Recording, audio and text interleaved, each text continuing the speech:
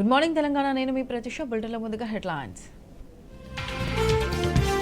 కాంగ్రెస్ సర్కార్ తీరు నిరసిస్తూ నిరుద్యోగుల సమరభేరి. డిమాండ్ల సాధన కోసం నేడు సచివాలయ ముట్టడికి పిలుపు.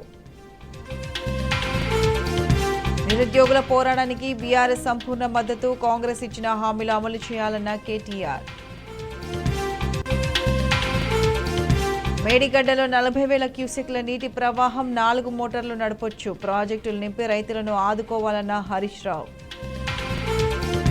రేవంత్ మొండి వైఖరి, అనుభవ రాహిత్యంపై సీనియర్ల గుస్సా. పరిపాలన చేతకాక పార్టీ పరువు పోతుందన్న అభిప్రాయం. ఆసరా పెన్షన్ రికవరీలపై వెనక్కి తగ్గిన రేవంత్ సర్కార్ నోటీసులు ఇవ్వడం ఆపన్నట్టు సీఎస్ ఉత్తర్వులు. జింబాబ్వే పర్యటనలో అదరగొట్టిన యువ భారత జట్టు. 5వ టీ20లో విజయం. 4-1 తేడాతో సిరీస్ కైవసం.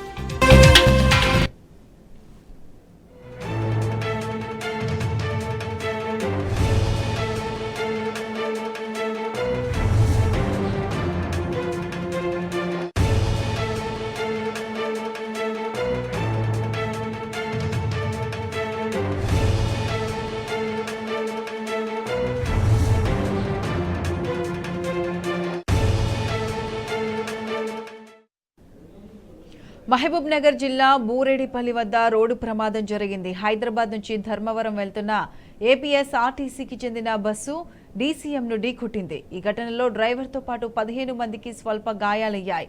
గాయపడిన వారిని జడ్చర్ల ఆసుపత్రికి తరలించి చికిత్స అందిస్తున్నారు. ప్రమాద సమయంలో బస్సులో 36 మంది ప్రయాణికులు ఉన్నారు. ప్రమాదం జరిగిన కాసేపటికే మంటలు చెలరేగి బస్సు దగ్ధమైంది.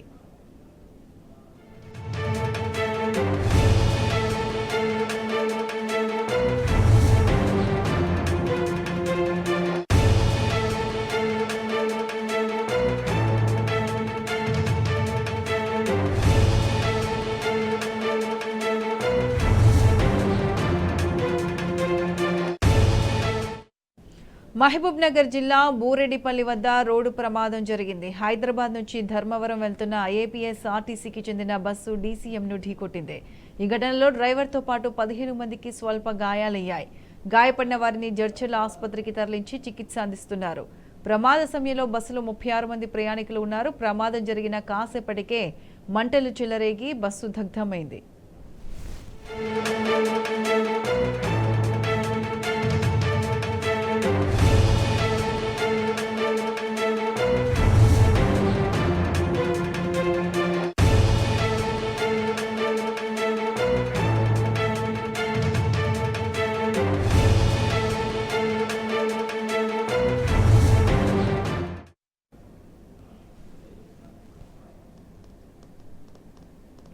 కాంగ్రెస్ సర్కార్ తీరు నిరసిస్తూ నిరుద్యోగులు సమరభేరి మోగించారు. తమ డిమాండ్ల పరిష్కారం కోసం పోరుబాట పట్టారు. ఇవాళ సచివాలయం ముట్టడికి పిలుపునిచ్చారు. ఈ నేపథ్యంలో అస్తం సర్కార్ నిరుద్యోగులపైకి పోలీసులను ఉసిగొల్పింది. ఓయూ మొదలుకొని ఆర్టీసీ క్రాస్ రోడ్, దిల్సుఖ్ నగర్తో పాటు ప్రాంతాల్లో విద్యార్థి నేతలను పోలీసులు అక్రమంగా అరెస్ట్ చేశారు. ఎక్కడికక్కడ పోలీస్ పహారా కొనసాగుతుంది. అరెస్టులు, బెదిరింపులతో వెనక్కి తగ్గేది లేదని నిరుద్యోగులు తేల్చి చెప్పారు.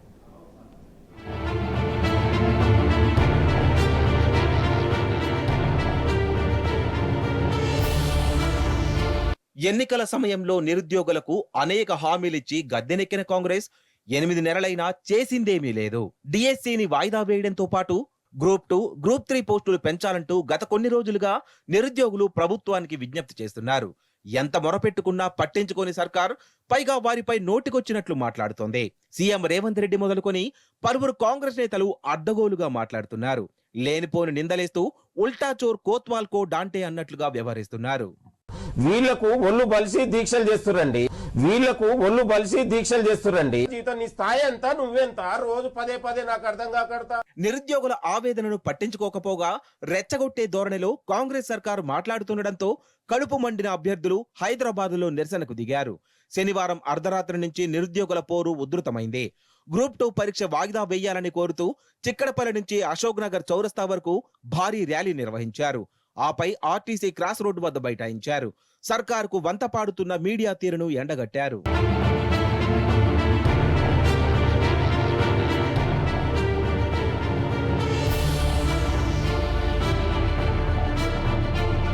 సీఎం రేవంత్ తో పాటు ఇతర కాంగ్రెస్ నేతల మాటలపై విమర్శలు వెల్లువెత్తాయి.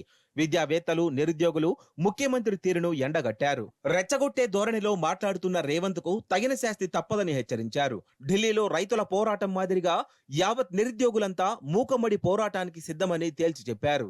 నువ్వెట్లా విద్యాశాఖ మంత్రివా? నీకు ఏం తెలుసని విద్యాశాఖ దగ్గర పెట్టుకున్నావు? నువ్వు ఏం తెలుసని ముఖ్యమంత్రి అయినావు? ఎమ్మెల్యేలు అందరూ ఉంటే ముఖ్యమంత్రి కావచ్చా? నీకు మైకు పట్టుకొని మాట్లాడడం తప్ప నీకు ఏమి రాదు. పరిపాలన నీకు తెలియదు, పరిపాలన పనికి రావు. రాష్ట్రానికి మరో ముఖ్యమంత్రి కావాలా? రేపటి సంధి ఈ సీఎం మనకి రాడు, రాజీనామా చేయాలని ఒక డిమాండ్ నిరుద్యోగులకి రాబోతుంది. రైతులు ఎట్లయితారు? ఢిల్లీలో మూకుమ్ముడిగా ఢిల్లీని ముట్టడించారో అట్లా 30 లక్షల మంది నిరుద్యోగులు నిన్ను ముట్టడి చేస్తాం. హైదరాబాద్ని కదలనివ్వం. అప్పుడు ఏం చేస్తావా నువ్వు? కాంగ్రెస్ ప్రభుత్వంపై నిరుద్యోగులు జంగు సైరన్ మోగించారు. ఉద్యోగాల భర్తీతో పాటు 10 డిమాండ్ల పరిష్కారం కోసం పోరుబాట పట్టారు. న్యాయమైన డిమాండ్లను పరిష్కరించాల్సిందేనంటూ సచివాలయ ముట్టడికి పిలుపునిచ్చారు.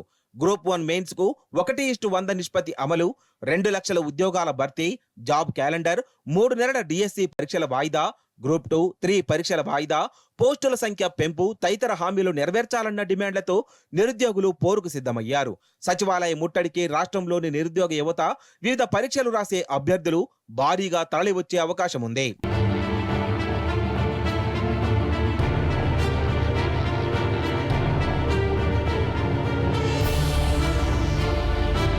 నిరుద్యోగుల సచివాలయ ముట్టడికి మద్దతు వెల్లువెత్తుతోంది. బీఆర్ఎస్ ఈ పోరాటానికి సంపూర్ణ మద్దతు పలికింది. పోరుబాట పట్టిన నిరుద్యోగులకు బీఆర్ఎస్ వర్కింగ్ ప్రెసిడెంట్ కేటీఆర్ మద్దతు ప్రకటించారు. 2 లక్షల ఉద్యోగాల భర్తీ చేస్తామన్న కాంగ్రెస్ ఇప్పటిదాకా ఒక్క జాబ్ నోటిఫికేషన్ ఇవ్వలేదని ఆయన విమర్శించారు. బీసీ సంక్షేమ సంఘం జాతీయ నేత ఆర్ కృష్ణయ్య, బీఆర్ఎస్ నేత ఆర్ఎస్ ప్రవీణ్ కుమార్, నిరుద్యోగ సమాఖ్య వ్యవస్థాపక అధ్యక్షుడు రాజారాం యాదవ్ తో పాటు పలువురు నిరుద్యోగుల పక్షానే ఉంటామని స్పష్టం చేశారు. న్యాయమైన డిమాండ్లు నెరవేర్చకుండా హస్తం ప్రభుత్వం డ్రామాలాడుతోందని మండిపడ్డారు. బీఆర్ఎస్ పార్టీ వేయట్లేదు అనేది ఆ రోజు మా మీద నెపం నెట్టేయడం జరిగింది. ఇప్పుడు కూడా నేను ఈ ప్రభుత్వాన్ని కోరుతా ఉన్నాను, మీరిచ్చిన హామీని 25,000 పోస్టులు ఉన్నాయి ఖాళీ అని చెప్పారు కదా, మరి ఎందుకు 11,000 పోస్టులు వేస్తున్నారు? మరి ఆ 25,000 పోస్టులు ఎందుకు వేయట్లేదు అనేది తప్పకుండా ప్రభుత్వం సమాధానం చెప్పాలి. రెండవది, టెట్ ఎగ్జామ్ రాసినాక అట్లీస్ట్ ఒక 45 డేస్ ఉండాలనేది అభ్యర్థులు కోరుతా ఉన్నారు. కనీసం మేము ప్రిపేర్ కావడానికి మాకు 45 డేస్ ఇవ్వండి, కొంచెం పోస్ట్ పోన్ చేయండి అని అడుగుతాం. కూడా మానవత్వం లేకుండా ప్రవర్తించడమే కాకుండా మరి వాళ్ళ మీద, నిరుద్యోగుల మీద కూడా నింద వేసే ప్రయత్నం. అంటే ఎగ్జామ్స్ రాయని వాళ్ళు మాత్రమే ధర్నాలు చేస్తారని మాట్లాడడం ముఖ్యమంత్రి గారు బాధ్యత రహితంగా మాట్లాడుతూ ఉన్నారు. గ్రూప్ 2కు డిఎస్సికి కేవలం ఒక్కరోజు గ్యాప్ మాత్రమే ఉంది. టెట్ జూన్ 2 వరకు జరిగింది. డిఎస్సి కోసం ప్రిపేర్ కావాలంటే కనీసం 60-70 పుస్తకాలు చదవాలి. 10వ తరగతి వరకు ఉన్నటువంటి అన్ని పుస్తకాలు చదవాలి. దానికోసం వాళ్ళు కొంత సమయం అడిగింది. దానికి తప్పేంది? మీరు 2 లక్షల ఉద్యోగాలకు గాను నోటిఫికేషన్లు వేస్తామన్నారు, వేసింలా? జాబ్ క్యాలెండర్ను రిలీజ్ చేస్తామన్నారు, చేసింలా? ఇవేవి మాట్లాడకుండా కేవలం డిఎస్సి వాయిదా వేయాలని ఎట్లా అడుగుతారు? నేను ఉద్యోగం ఇస్తా అంటే మీరు ఉద్యోగం వద్దని మీరు ఎట్లా అంటారని చెప్పేసి దానికి మద్దతు ఇచ్చినటువంటి బీఆర్ఎస్ పార్టీని కూడా ఈరోజు చీకట్లో చూపెట్టేటువంటి ఒక ప్రయత్నం చేస్తూ ఉన్నారు. ఇది తగదు ముఖ్యమంత్రి స్థాయిలో అని చెప్పి ఈ సందర్భంగా నేను గుర్తు చేస్తా ఉన్నాను.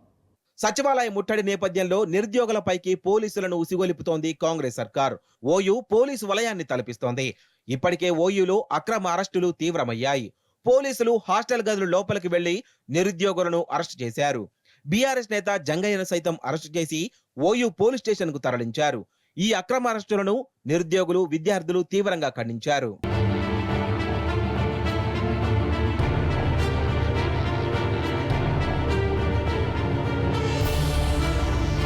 రేవంత్ సర్కార్ తీరుపై నిరుద్యోగులు మండిపడ్డారు. కాంగ్రెస్ ప్రభుత్వాన్ని గెలిపించినందుకు తమకు తగిన గుణపాఠం చెప్పారని ఆవేదన వ్యక్తం చేశారు. డిఎస్సి పరీక్షను వాయిదా వేయాలంటూ దిల్సుఖ్ నగర్ లో రాస్తారోకో నిర్వహించారు. ప్రభుత్వానికి వ్యతిరేకంగా నినాదాలు చేస్తూ ఆందోళన చేపట్టారు. డిఎస్సి వాయిదా వేసే వరకు పోరాటం చేస్తామని తేల్చి చెప్పారు.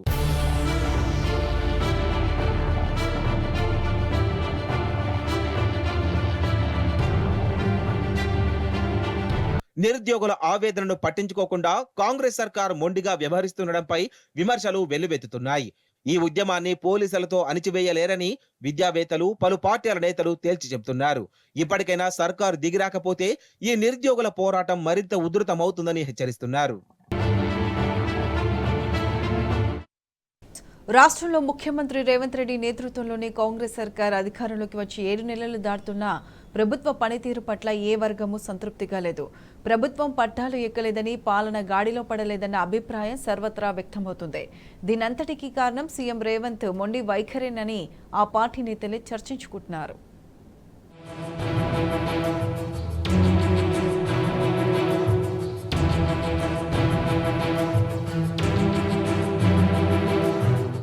రాష్ట్రంలో ఒకవైపు నిరుద్యోగులు, మరోవైపు రైతులు రోడ్డెక్కి ఆందోళనలు చేస్తున్నారు. వేలాపాల లేని విద్యుత్ కోతలు, తాగునీటి సమస్యలు, అదుపుతప్పిన శాంతి భద్రతలు, మహిళలు, చిన్నారులపై లైంగిక దాడులు, భూతగాదాలు, హత్యలు, కిడ్నాపులు అందరినీ కలవరపెడుతున్నాయి. ఈ రకమైన పరిస్థితి కాంగ్రెస్ పార్టీ అధికారంలో ఉన్న ఏ రాష్ట్రంలోనూ లేదని సొంత పార్టీ నేతలే పెదవి విరుస్తున్నారు. 6 నెలల స్వల్ప వ్యవధిలోనే ప్రభుత్వం పట్ల ప్రజల్లో చెడ్డ పేరు వచ్చిందని వాపోతున్నారు. అయితే ఈ పరిస్థితికి సీఎం రేవంత్ రెడ్డి అనుభవ రాహిత్యం, మొండి వైఖరే కారణమని అసలు కాంగ్రెస్ నేతలు వాపోతున్నారు. దశాబ్దం తర్వాత రాష్ట్రంలో కాంగ్రెస్ పార్టీకి ప్రజలు పట్టం కడితే ఎన్నికల హామీలను గాలికొదిలేసి సీఎం రేవంత్ రెడ్డి పూర్తిగా సమయాన్ని రాజకీయాలకు, కక్ష సాధింపు చర్యలు, ప్రతిపక్ష ఎమ్మెల్యేలను పార్టీలో చేర్చుకోవడానికి కనబరుస్తున్న శ్రద్ధ పాలనపై కేంద్రీకరించడం లేదని ఆందోళన చెందుతున్నారు.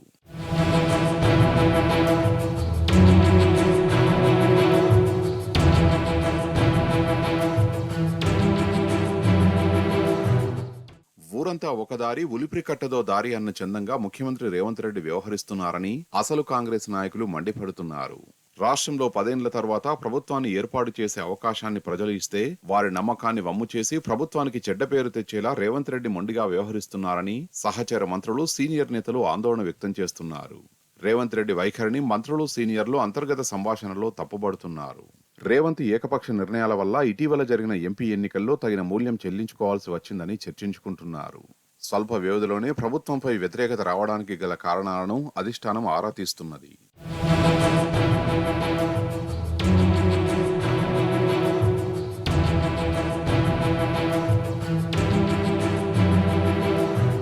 కాంగ్రెస్ పార్టీ రాష్ట్రంలో అధికారంలోకి రావడానికి కారణమైన నిరుద్యోగులే ఇప్పుడు ప్రభుత్వానికి వ్యతిరేకంగా ఆందోళనలు చేసే పరిస్థితి వచ్చింది.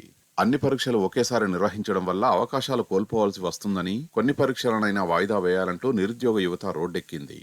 కానీ సీఎం రేవంత్ రెడ్డి మాత్రం మొండిగా వ్యవహరించడం వల్ల నిరుద్యోగులను దూరం చేసుకునే పరిస్థితి ఏర్పడిందని సొంత పార్టీ నేతలే మండిపడుతున్నారు. ఆందోళనకారులతో సమావేశమై సమస్యను పరిష్కరించే అవకాశం ఉన్నప్పటికీ సీఎం రేవంత్ మాత్రం భేషజానికి వెళ్లి వారి ఆందోళనను అణచివేయాలని చూస్తున్నారని పార్టీ వర్గాలు తప్పుపడుతున్నాయి.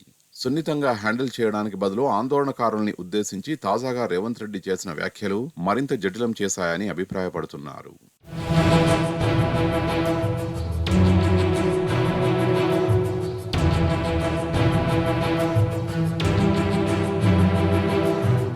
ప్రభుత్వ అధినేతగా సీఎం రేవంత్ రెడ్డి తీసుకుంటున్న ఏకపక్ష నిర్ణయాలకు తోడు పీసీసీ అధ్యక్షుడిగా అవలంబిస్తున్న విధానాలు పార్టీలోనూ తీవ్ర వ్యతిరేకతకు దారితీశాయని పార్టీ వర్గాలు చెప్పుకుంటున్నాయి.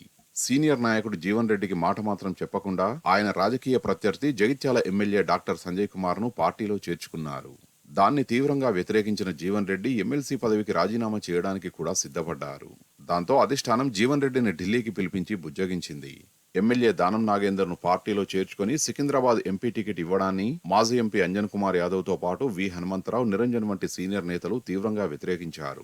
కడియం శ్రీహరిని పార్టీలో చేర్చుకోవద్దని ఉమ్మడి వరంగల్ జిల్లా కాంగ్రెస్ నేతలు ముక్తకంఠంతో వ్యతిరేకించారు. అయినా కూడా శ్రీహరి కూతురు కావ్యకు వరంగల్ ఎంపీ టికెట్ ఇచ్చి రేవంత్ రెడ్డి పంతం నెగ్గించుకున్నారని అనుకుంటున్నారు. గద్వాల, చేవెళ్లలోనూ ఇదే రీతిలో బీఆర్ఎస్ ఎమ్మెల్యేలను పార్టీలో చేర్చుకుని పాతతరం నేతల్ని దూరం చేసుకున్నారని చర్చించుకుంటున్నారు.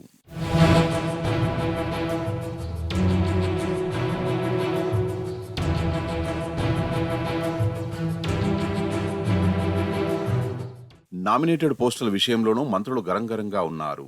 తమతో చర్చించకుండా తమ వ్యతిరేకులకు పదవులు ఇవ్వడం ఏంటని మంత్రులు బాహాటంగానే తప్పుపడుతున్నారు. Karimnagar urban development authority chairman గా కె నరేందర్ రెడ్డి నియామకాన్ని ఆ జిల్లాకు చెందిన మంత్రి పొన్నం ప్రభాకర్ తీవ్రంగా వ్యతిరేకించారు. జిల్లాకు చెందిన మంత్రికి సమాచారం లేకుండా నామినేటెడ్ పదవులు కట్టబెడితే తమకు విలువేముంటుందని పొన్నం మండిపడిన విషయం తెలిసిందే. వరంగల్ జిల్లాలో ఇనుగాల వెంకట్రామరెడ్డిని Kakatiya urban development authority chairman గా నియమించడాన్ని మంత్రి కొండా సురేఖ బాహాటంగా వ్యతిరేకించారు. సీఎం రేవంత్ రెడ్డిని కలిసి అసంతృప్తిని వ్యక్తం చేశారు.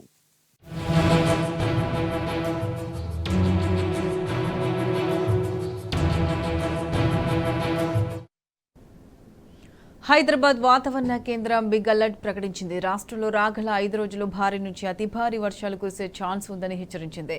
ఈ క్రమంలో భారీ వర్షాలు కురిసే అవకాశం ఉందని వాతావరణ శాఖ అధికారులు తెలిపారు. గంటకు 30 నుంచి 40 కిలోమీటర్ల వేగంతో ఉరుములు మెరుపులతో ఈదురుగాలులు వీచే అవకాశం ఉందని వెల్లడించారు. దీంతో పలు జిల్లాలకు ఆరెంజ్ అలర్ట్ ప్రకటించారు.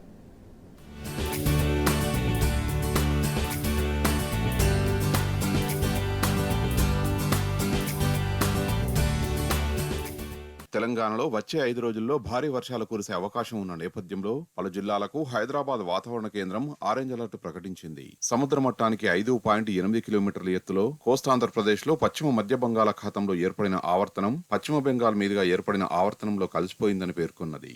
నేటి నుంచి 5 రోజుల పాటు ఆయా జిల్లాల్లో ఉరుములు మెరుపులు ఈదురుగాలులతో కూడిన భారీ వర్షాలు కురియవచ్చని పేర్కొన్నది.